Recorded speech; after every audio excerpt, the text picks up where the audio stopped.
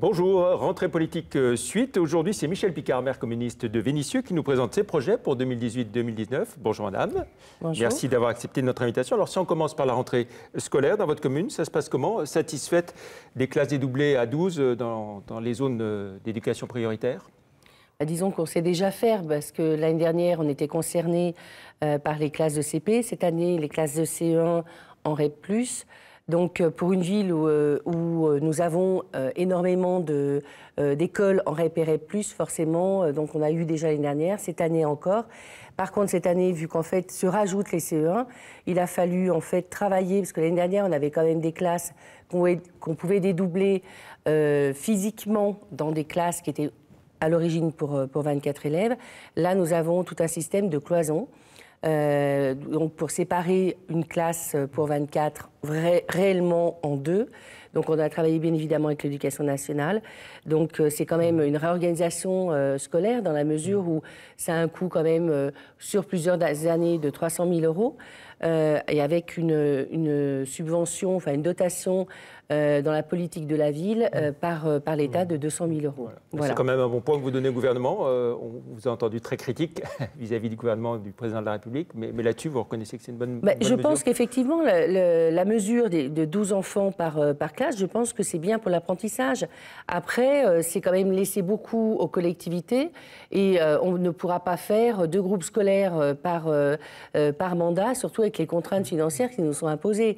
Donc, c'est ça qui me pose problème. Encore une fois, on prend des mesures qui impactent directement les collectivités sans jamais leur demander leur avis non plus. Voilà. Et puis alors, début 2019, vous allez expérimenter aussi la police de sécurité du quotidien. Tout à fait. Donc c'est une demande de ma part quand j'ai su qu'effectivement il y avait la police du quotidien. Je ne l'ai pas fait au départ parce que je voulais vraiment la présentation en préfecture pour que je me rende compte de ce que ça impliquait réellement en termes de moyens, de matériel humain, etc. Donc j'ai eu certaines réponses qui effectivement me conviennent. Là vous avez pu en parler facilement en direct avec Gérard Collomb, le ministre? Moi, je sais qu'il a répondu présent en acceptant la police du quotidien sur la ville de Vénissieux. Ensuite, moi, je travaille avec la commissaire, avec les partenaires, pour que... Parce qu'en fait, finalement, en termes de sécurité, sur la ville de Vénissieux, en termes de délit, en termes de chiffres de délinquance, nous avons une baisse. Par contre... et on le voit dans beaucoup de villes, c'est national. Ce qui exaspère les gens, c'est quoi? C'est les incivilités, c'est les stupéfiants, c'est je veux dormir le soir, quand il fait chaud, j'ouvre ma fenêtre et en fait, il y a du bruit, etc. Or, il faut aussi que les lois changent pour qu'on puisse... parce que quand vous passez sur le domaine public, par exemple, et qu'il n'y a pas d'infraction, vous ne pouvez pas verbaliser.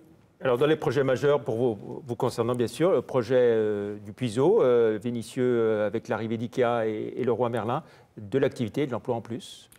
Bien sûr, on considère que ça va amener à peu près 2000 emplois sur ce quartier, sans compter le transfert également des salariés d'IKEA Leroy Merlin. Mais il y a, parce qu'on parle... l'idée d'avoir des recrutements locaux Bien sûr, il y a tout un travail en termes de clause d'insertion, mais pas seulement, avec des recrutements de Vénitiens. Mais il ne faut pas oublier, parce qu'on parle beaucoup d'IKEA Leroy Merlin, mais il y a aussi du tertiaire donc, qui arrive. C'est un vrai quartier qui sort de terre. Ce n'est pas seulement deux enseignes en façade du périphérique, c'est bien du tertiaire, c'est des logements, c'est, j'espère à terme, un EHPAD, c'est également une résidence sociale étudiante, c'est des restaurants, du commerce de proximité, donc c'est vraiment un quartier. Voilà, et puis il va y avoir aussi le technicentre de la SNCF, des emplois en plus également. Tout à fait. Enfin, en plus, c'est un transfert d'Oulin à Vénissieux. Donc, visiblement, c'est en termes de salariés, il n'y a pas plus de salariés au technicentre. Dans 18 mois, les élections municipales, Michel Picard, et déjà la perspective d'avoir peut-être en face de vous le député La République En Marche, Yves Blein, ça vous inquiète? Écoutez, de toute façon, c'est une ville qui attise, on va dire, Les convoitises. Voilà. Toutes les convoitises de tout le monde. C'est souvent la ville qui a presque le plus de candidats, donc un de plus ou un de moins. Voilà, donc moi, ce qui m'intéresse, c'est mon bilan. C'est également mon plan de mandat. Moi, je suis là-dessus, c'est mon équipe, etc. Et on sait qu'à gauche, les relations n'ont pas toujours été simples entre le Parti communiste, la France insoumise, récemment, lors des dernières échéances. Cette fois-ci, ce sera l'union sacrée. Bah écoutez, nous verrons.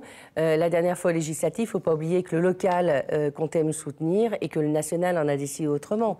Donc nous verrons ce que le national dira et ensuite comment ça sera traduit localement. Voilà, et puis il va y avoir le congrès du Parti communiste. Vous allez être active Bah, oui, forcément. La ville de Vénissieux et le maire que je suis et la section vénitiane qui représente quand même un certain nombre d'adhérents. En ligne avec la direction actuelle ou plutôt à côté nous proposons avec diverses personnes un projet aussi. Donc c'est aussi l'émergence d'idées. Et je pense que c'est important que, justement, il y ait beaucoup d'idées au Parti communiste pour qu'on puisse redevenir un parti influent en France. Voilà, on aura l'occasion d'en reparler, bien sûr. Merci Michèle Picard d'être venue dans l'invité de la rédaction. Merci, au revoir. Merci.